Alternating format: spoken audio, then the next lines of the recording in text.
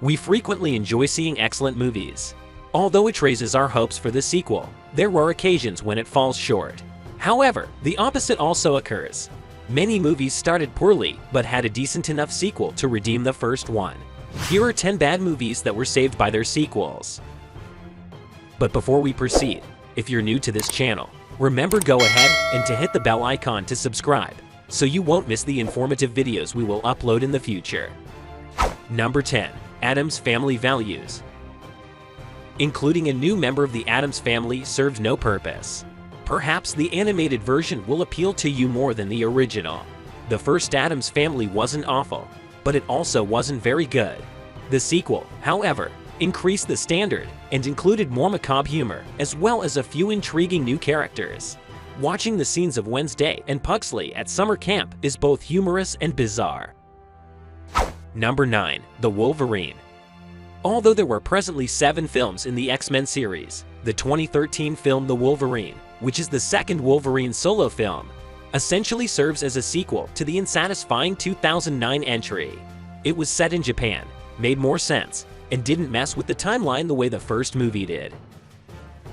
Number 8. Star Wars Episode 3: Revenge of the Sith. Even if it wasn't a great movie, this episode was far superior to episodes 1 and 2. The first episode was generally boring and disappointing, and episode 2 was largely filler awaiting episode 3. The first prequel Star Wars film that seemed necessary, though, was number 3, which also contains some of the best fight scenes in the franchise and depicts the rise of the Empire. Additionally, it largely disregarded the plots of the first 2 films and had a far more engaging and coherent one. For the last prequel, Lucas managed to gather himself, and he did a pretty good job.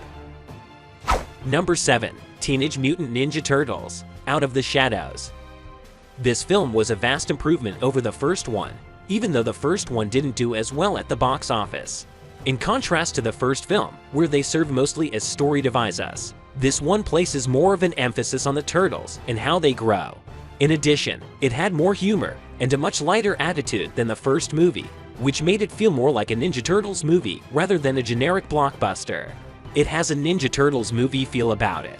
Overall, this is what the original movie ought to have been, and it is highly suggested. It is humorous, action-packed, and a lot of fun. Number 6. The Expendables 2. The first one was just about awful enough. It was far from being self-deprecating enough. The crowd wanted more laughs since the movie strove too hard to be a serious action movie. But the inclusion of humor in the second film elevated everything to a whole new level. One-liners abound, and it's fun to observe how the many recognizable faces interact with one another. Number 5. Annabelle: Creation. Annabelle from the Conjuring series is believed to be the beginning of the possessed doll's history. Unfortunately, the movie's repeated jump scares left viewers bored, and it bombed the box office. Annabelle offered a lot to be desired because it played right into the same cliches that The Conjuring had moved away from, despite the admiration for the performers. Later, Annabelle Creation was released, and it was significantly better in every way. Number 4. Star Trek II: The Wrath of Khan. Even while the first Star Trek, the motion picture wasn't bad, it was boring. Its budget was enormous. A never-ending series of views of space patterns and the crew of the Enterprise reacting to them. Just getting the ship out of the spacebot took 20 miserable minutes. Therefore, the sequel had nowhere else to go but up. Though the budget may have been smaller, the action was more frequent and exciting, the plot was better realized, and Khan himself gave the film its brilliance. Number 3. Mission Impossible 3. Even though it was slow and had a lot of dialogue, the first episode of the series was decent. The sequel was an even worse catastrophe. You might have a hard time making sense of the plot. In 2006, the third one was out, and it was fantastic. J.J. Abrams' debut film was a commercial and critical triumph, making him one of the most well-known action film directors in the world. The series has thankfully kept up its good tradition of improving with each subsequent installment. Number 2. Ouija: Origin of Evil. One of the worst mainstream horror films to have wide distribution this decade is the original Ouija.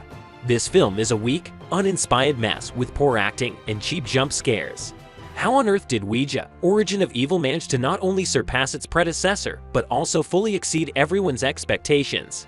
The reason undoubtedly has a lot to do with the film's director, Mike Flanagan, whose past works as a director, including the horror classic Saw and Oculus, were notable. Number 1. Suicide Squad. The film mixes ludicrous dark humor and harrowing psychological pain as it follows DC's motley crew of criminals as they are made to battle other large bats. The action was uninspiring, and the original movie's story was rushed. James Gunn assumed the helm for the follow-up to The Suicide 5 years later, doubling down on the absurd idea with extravagant yet skillfully executed actions and humor. Additionally, the plot was modest. So guys, that was it for this video. What did you think about our video? Let us know in the comment section below. If you are new to our channel, be sure to subscribe and ring that notification bell to get notified about our latest videos. Thanks for watching.